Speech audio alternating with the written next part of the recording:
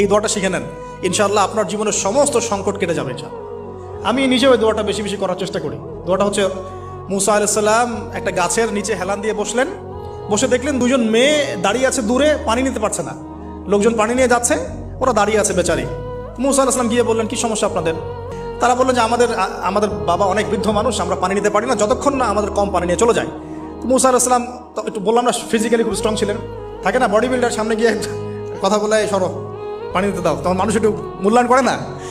তো মুসা আলাইহিস সালাম এভাবে পানি নিয়ে দিলেন এবং বাছুরদেরকে পানি পান করালেন, করিয়ে গাছের নিচে এসে বসে আছেন।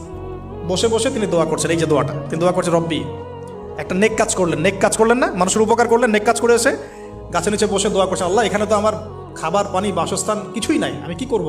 রব্বি ইন্নি লিমা আনজালতা ইলাইয়া মিন খায়রিন ফাকির, রব্বি ইন্নি লিমা আনজালতা ইলাইয়া মিন খায়রিন ফাকির।